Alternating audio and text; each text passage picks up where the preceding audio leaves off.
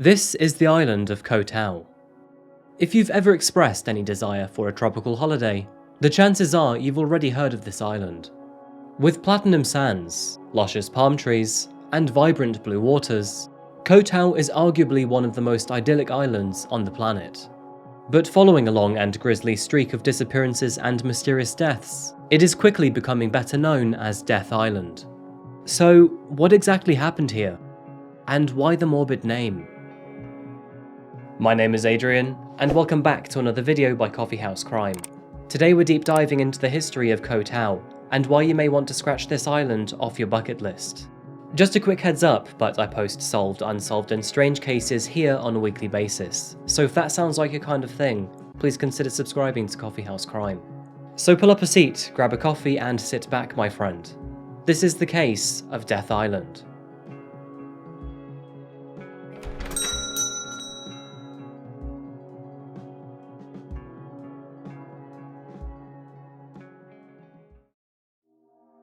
Welcome to the Land of Smiles, Thailand. Historically known as Siam, Thailand is a vibrant country found in the heart of Southeast Asia. And with a population of almost 70 million people, it's a large nation with an even larger audience. I say larger, as Thailand is one of the most tourist-busy countries on the planet. Numbers have grown from roughly 335,000 foreign visitors in 1967 to 32.5 million tourists in the year 2016. So, what's the hype all about? It is obvious to see why Thailand is popular amongst holidaymakers. I mean, just look at some of these views. If majestic temples and hustling markets aren't your thing, then maybe its modern cityscapes are, which rise up from the country's mountainous terrain. If that doesn't pique your interest, we're only getting started. Tropical jungles and forests rip through the plains of Thailand, with both old and new secrets hidden within. And where the land meets the water, cliffs rise like monoliths from the ocean. Scoping out from the country's daring terrain, a warm and tropical environment is found. And zooming in, an exuberant culture with delicious food is just waiting to be realized. With some of those dishes, only the most daring would try. But maybe we're getting ahead of ourselves here, as today we're focusing on the second smallest island of the Shompen archipelago, and that island is named Koh Tao. Koh Tao is known for its tropical coral reefs, incredible beaches, gorgeous weather, and undefeatable diving spots. You may have also heard Koh Tao to be named as Turtle Island. In its more modern times, it has become somewhat of a party island for Western tourists. And at certain times of the year, you will also find green turtles here for the exact same reason, if you understand what I mean. With warm sands beneath your feet and a vibrant yet laid-back lifestyle to lose yourself in, it's no surprise why Koh Tao is considered as paradise to many. I'd like to say that Koh Tao is peaceful, but being only 8 square miles and attracting a lot of visitors to the island, it can get very busy. Nevertheless, Koh Tao finds itself as a prominent selling point to the Great Thai Experience, and over 300,000 tourists find themselves here every year. So maybe that's why, on New Year's Day of 2014, people on the island were rather shocked to discover the body of a tourist. Nick Pearson, a 25-year-old man from Derbyshire, England, was found dead at the bottom of a 50-foot drop in one of the island's bays. Nick was on a holiday with his family over the Christmas period, when they found themselves on the island over New Year's Eve. And although they were from England, Nick loved Thailand. In fact, this was his 7th visit. But his death seemed to happen over mysterious circumstances. On the night before his death, after enjoying dinner with his family, they headed out for cocktails at Chopper's Bar and Grill. And after a drink or two, they made their way to Surrey Beach for the New Year's countdown and fireworks. At around 1 AM, the family decided it was time to get some rest, so they slowly made their way back to their bungalows nearby. Nick had his own bungalow, and after seeing him get in bed, his father Graham wished him goodnight before making his way back to his own. Graham and Tracy woke up the following morning to no sign or message from Nick, and after checking his bungalow, they realised no one was home. Silence persisted throughout the morning, until in the early afternoon, hotel staff had some rather heavy news to share. Nick had been found, and unfortunately, he was dead. It was a terrible tragedy, but officers were very quick to close Nick's case. Since he had fallen into a bay, they automatically assumed he had fallen in and drowned. However, after identifying his body at the local temple, Nick's parents started to realise that things weren't quite adding up. They noticed a large gash on his head, an injury that didn't amount to a 50-foot fall. And despite being told that drowning was the cause of his death, blood had dried across his face. Nick wasn't the type of person to randomly go swimming on his own accord, and he was already tired and in bed when his parents left him. So none of this made sense. There was also no attempt made by officers to investigate the scene or his bungalow. Needless to say, Nick's parents were devastated, but they were hopeless to the situation. In fact, after his death, locals warned them to keep quiet, as the island had powerful people behind the scenes. His parents noticed that before his death, Nick had started flirting with a local Thai girl that he had recently met. They began to wonder if perhaps this flirting may have caused some sort of offence, and in response, someone followed him home. Nick was repatriated back to England the following week, where post-mortem reports suggested that he could have been attacked before his death, but murderous intent could not be confirmed. Reports also highlighted that Nick had no broken bones, which was very strange considering he had fallen 50 feet. Surely if the gash on his head was from a fall, then broken bones would also be observed. Either way, no further analysis or investigations would be made, and from here on out, the story of Nick Pearson would end.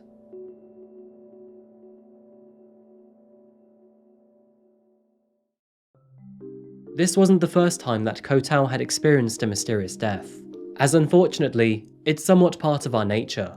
And even in paradise, both death and murder, and the fog in between, is incessant. Excuse the philosophical rhetoric, but hear me out.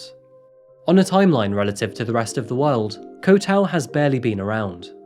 Formerly a prison in 1943, the island remained completely uninhabited before this. And after its decommission in 1944, Koh Tao was once again vacant until its first pioneers arrived from Koh Samui in 1947.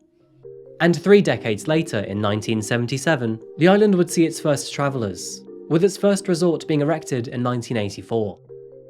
Initial reports of murder and mysterious deaths on Koh Tao date back to the early 90s. But it wasn't until the age of the internet that information started to amalgamate towards the wider audience. It is impossible to speak for any cases prior to 2012, as there simply isn't enough information past hearsay. But in August of that year, British IT manager Ben Harrington had also met the end of his life. It was in the early hours of the 30th of August 2012 that Ben's body was found among the wreckage of his moped and a pylon. Although Thai officers ruled that Ben had died from a broken neck, an autopsy back in England would reveal that it was in fact a transacted aorta. Granted, this can also be indicative of a vehicle collision, but it also leaves room for many more possibilities. The most concerning detail to Ben's case was that his wallet, money and watch were never recovered from the scene, therefore suggesting that he may have been mugged. But did that happen as a reaction to his death? Or was it the cause of his death? And of course, moving 2 years forward to the year 2014, Nick Pearson would be the next person to mysteriously perish. Although 17 months separated Nick's from Ben's case, the next few occurrences would happen much quicker. And disturbingly, some of these cases painted a much more malicious picture. In September of 2014, Koh Tao's most notorious murders would take place, thus thwarting the island into the international spotlight. And of course, I'm talking about the murders of Hannah Witheridge and David Miller. Already covering their case here on Coffeehouse Crime, I won't go into too much detail. But just 8 months after Nick's death, Hannah and David would tragically be found dead on the beach. Both students who had just finished their degrees, the two arrived on the island with their own groups of friends. But after selecting Ocean View Resort for their accommodation, the two eventually crossed paths. At around 7 PM of the 14th of September, a surveillance camera captured Hannah walking with her friends into Chopper's bar. And shortly after that, at 7:47, David, along with a friend of his, joined them. The now larger group shared drinks with one another before taking this picture. And just after midnight, Hannah was seen walking towards AC Bar with her friends. They were only 200 meters from their hotel. Shortly after that, at 1 AM, David also left Chopper's bar to catch up with the ladies. Friends reported that both Hannah and David called it a night at around 2 a.m. They said their goodbyes before heading back towards Ocean View Resort together. However, they would never make it back alive. Their bodies were found the following morning, just meters away from their resort. David was found in the water. He had received multiple head wounds before drowning. Hannah's body was also found nearby against the rocks. She had similar fatal injuries, was semi-naked, and you can probably guess why. The deaths of Hannah Witheridge and David Miller brought an unprecedented amount of publicity to the island, and for several reasons too. For one, it was quite obvious that their deaths were not self-inflicted or an accident. Police knew from the very beginning that they were dealing with a double homicide, which is probably what makes the next issue all the more frustrating, as police failed to secure the crime scene. They even failed to stop people taking pictures of their bodies. Here's just a few mistakes, but the crime scene was trampled on by tourists and locals. Pictures were taken of Hannah and David, and no DNA samples were collected until 6 hours after their initial discovery. And even after the area was secured, non-authorized citizens were still spotted behind the police tape. Including this guy. We'll get back to him later. Before we carry on, some additional context to the island of Koh Tao is required, as things begin to escalate pretty fast from here. Although we think of tourists when we hear the word holiday, we never really stop to think of those that accommodate them. Welcoming over 300,000 holidaymakers every year requires a lot of work.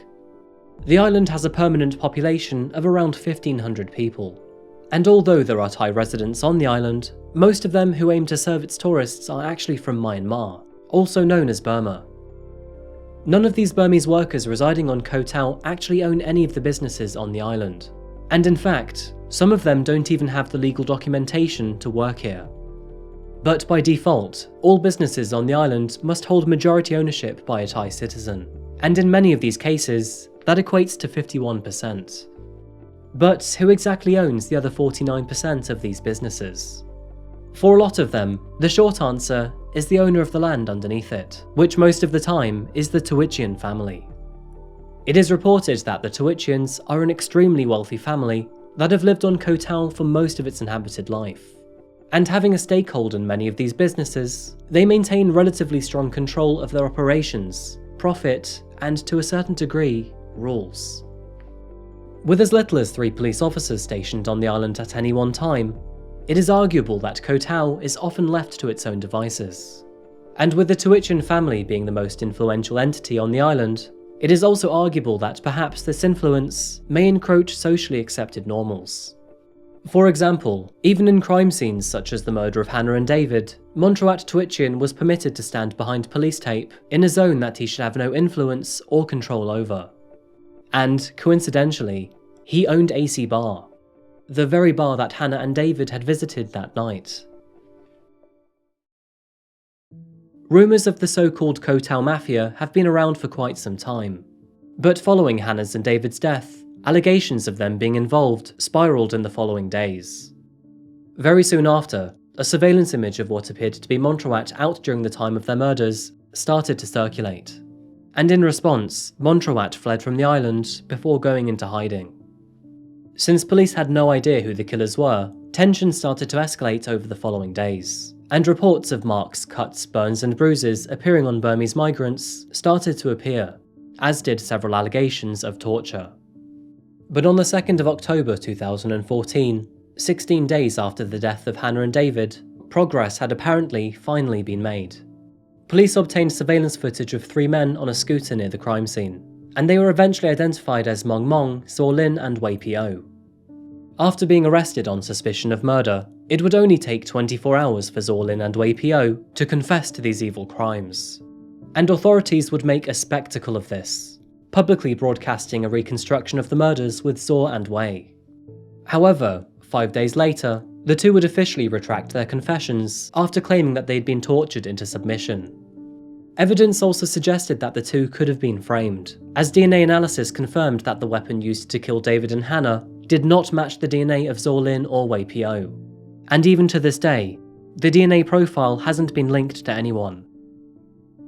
It was also pointed out in trial that police had failed to secure the crime scene, failed to use an accredited forensics doctor, and failed to test DNA found on the rocks and on Hannah's clothes.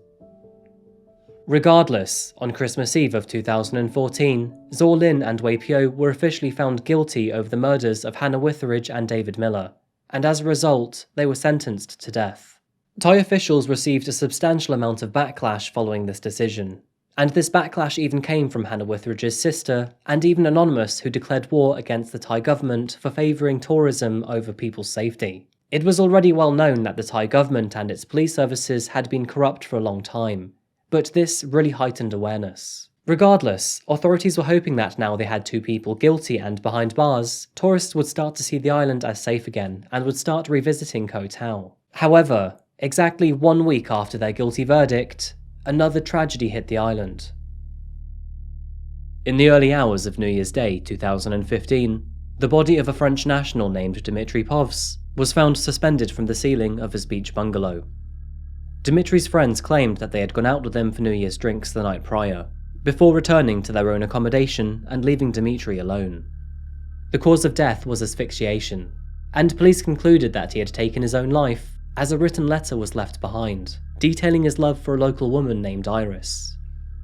However, friends and family were very skeptical of the idea that he had taken his own life, as in general Dimitri was a very happy person and never expressed any self-destructive thoughts. And the most concerning aspect to this case is that Dimitri was found with his wrists bound behind his back. It did however seem possible that he could have done this by himself, as the rope was loose enough to slide a second hand in. And later, that very same month, some more terrible news. On the 21st of January 2015, Christina Annesley, a 23-year-old writer from England, was found dead in her room at the In Touch resort. According to Thai police, there were no signs of a struggle or assault. They concluded that she had died of natural causes, after mixing antibiotics for a chest infection with alcohol. However, despite these claims, no toxicology report was ever conducted to confirm this. Considering penicillin, a typical antibiotic used for chest infections, has a fatality rate of about 0.002%, the likelihood of Christina dying from this is extremely small. Small enough to argue that a toxicology and autopsy report is absolutely essential. Thai police also refused to interview the last person to have seen Christina, who was later identified on CCTV. And even further, they refused to release this surveillance footage.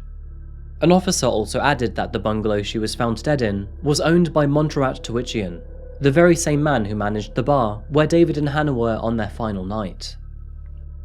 Because Christina's body had been held for so long before being released to UK authorities, no post-mortem or blood sampling was possible by the time that she had been repatriated. And so, another mysterious death on Koh Tao, and another death hastily swept under the rug by Thai police. Only 4 weeks later, another case opened up. On the 16th of February 2015, 23-year-old Russian tourist Valentina Novozhyonova disappeared from a hostel on Koh Tao. She had checked in just a few days prior, but after not being seen by anyone for several days, the hostel owner had become concerned. Entering her room, staff found her mobile phone, passport, money, and camera. But Valentina herself was nowhere to be found. All of her belongings had been left behind, which made no sense if she was planning to leave. Surveillance cameras held no clues. Those that were operating found no trace of her. The others were suspiciously not working. And even to this day, no one knows what happened to Valentina. In a brief period of only 5 months, Koh Tao had become the centre stage to an additional 5 deaths and disappearances, and none of them could rule out foul play. And although these deaths and disappearances are tragic, none of them seemed to initially connect to one another. With an island accommodating roughly 300,000 tourists every year, there is bound to be some level of death and even murder in those average statistics. But scratching past the surface, a few chilling patterns begin to emerge. If you remember David's and Hannah's deaths, I mentioned that David arrived with several friends, and one of those friends was Sean McKenna.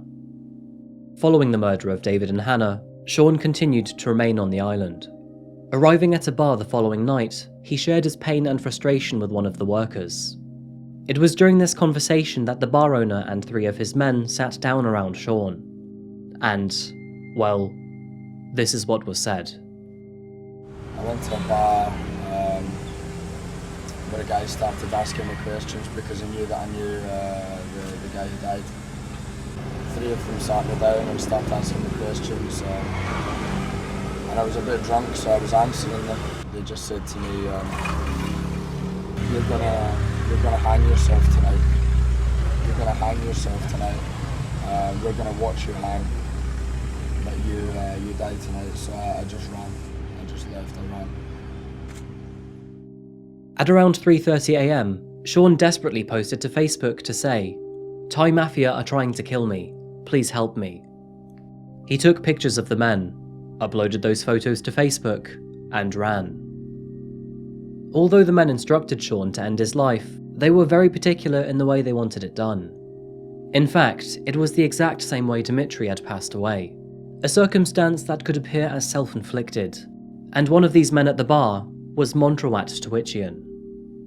Sean sprinted into the jungle, taking refuge under its foliage for the night, and the very next morning, he fled from the island. Local cops confirmed that 2 men were questioned about these death threats, but after a brief discussion, no further action was taken.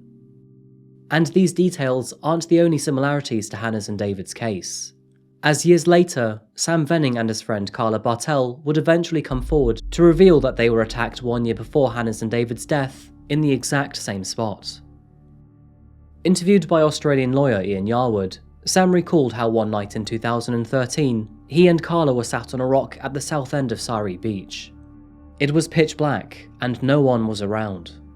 Sam recalled hearing a moped pull up behind him, but in the split second he turned around, he was hit in the head with a rock, the rock breaking as he fell to the beach below. Carla screamed as loud as she could, and following her screams, it seemed to startle the attackers as they ran away. And needless to say, both Carla and Sam did the exact same thing. Sam left the island as soon as he could, but even during that time, his Thai local friends told him not to bother telling the police of the event, as this would fall on deaf ears or even make the situation worse. One more piece of concerning information that I forgot to include, but even after the deaths of David and Hannah, Thai police were not interested to hear of Sam's or Carla's stories. Following a spree of mysterious deaths throughout early 2015, the island would settle down for a short period of time. But in April of 2017, the island would once again claim another life. Elise Dallemagne was a backpacker from Belgium. She was 30 years old at the time and had spent the last 2 years travelling around Asia. On the 19th of April 2017, Elise booked herself into Triple B Bungalows, which is located south of Sari Beach. Yet, very bizarrely, 3 of their bamboo huts, which also included Elise's accommodation, would burn down that very night. She instead found herself checking into Poseidon Resort. She booked a ticket to leave the island 4 days later on the 24th of April. As the 24th rolled around, her bags would make it onto the boat. In fact, they would make the entire journey all the way back to the mainland. But Elise was nowhere to be found. That was until a few days later. Her body was eventually found hanging among the rocks behind her resort, deep in the jungle of Koh Tao. She was found wrapped in old t-shirts, and an empty fuel bottle was found next to her. Given the state of decomposition, Elise had passed away about 3 days earlier, matching to the day that she should have left the island. She had to be identified using dental records and x-rays, and unfortunately, she was cremated before her family had the chance to repatriate her. The list of victims who have perished on the island of Koh Tao is almost too expansive to cover, but Bernd Grotsch was a German man who moved to Koh Tao in 1998. He set up his own business on the island, but left in 2016, after becoming frustrated with the island's corruption and hostility towards foreign business owners. He would later return to Koh Tao in March of 2018 to tie up a few loose ends. But instead of leaving the island for good, he was found dead in his home. Bernd was both fit and healthy for his age, so when police reported that the cause of his death was heart failure, friends and family were skeptical. They would never find out what killed him either, as his autopsy report was never handed over to his family. It was noted that he had recently separated from his wife, who was actually a native to the island, so there was speculation that maybe this was a motive to his death. Still, no one knows. There are many more cases that I could talk about, but I thought I'd finish with Koh Tao's most recent deaths, which happened only last year. On the 4th of June 2021, Rakeshwar Anshoo, his wife Anshoo, and son Ratish had boarded a boat to Koh Tao. Rakeshwar was no ordinary person. He was actually a multimillionaire, building his wealth on an empire of hotels. Rakeshwar was in fact another hotelier. After arriving on the island, they found that their pre-booked accommodation was too small, and the hotel itself was still under construction. So, following a short disagreement with the staff, the family boarded a taxi to a different hotel. Settling into a luxurious resort, Rakeshwar and Anshoo took a moment to share a beer, but Ratish wanted to check out the local beach. So, after hiring a kayak, he left his parents behind while he took a walk. Nothing seemed amiss when Ratish left. Their hotel plans may have changed, but otherwise the family were happy to spend some time together. But that would all change after his return, as once he made it back to the resort, he found both of his parents dead in the swimming pool. Police would eventually rule drowning as the cause of their deaths, which would be a rarity for one person, but two makes it even less likely. And unfortunately, their autopsy report is yet to be released, despite this happening almost 8 months ago. Surveillance cameras overlooking the pool were also supposedly not working on the day of their deaths, so it's still not clear what exactly happened to Rakeshwar or Anshoo, but they may very well be the most recent names added to a long list of victims with a fate that will never be fully understood.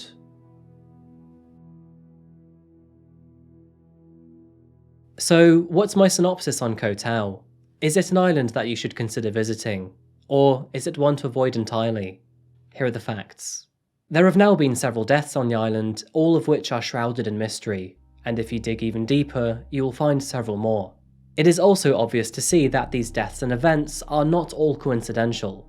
But when you factor in the number of tourists visiting the island, a comparison of 20-odd deaths versus 2.4 million tourists, it is tremendously likely that your visit to Koh Tao will remain safe. But let's not pretend that these murders did not happen. And whether big or small, there is no doubt that corruption is happening here. Police corruption is rife throughout the entire country of Thailand, not just the island.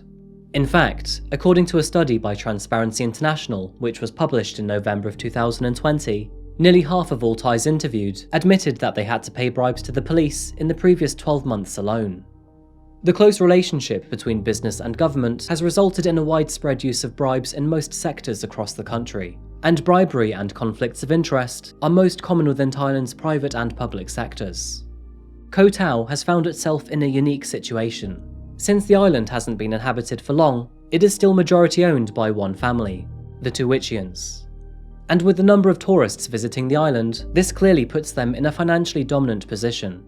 And up until 2019, the island only had one tiny police station. It is rumoured that only 3 officers were stationed here. Not that this number necessarily matters, as even the island's locals warn tourists not to bother with reporting crimes. All the same, they warn of corruption. And this corruption, which is suggested to be in the form of financial bribery from the Witheridges to their local police, is allegedly used to protect the mafia-like family from accused crimes.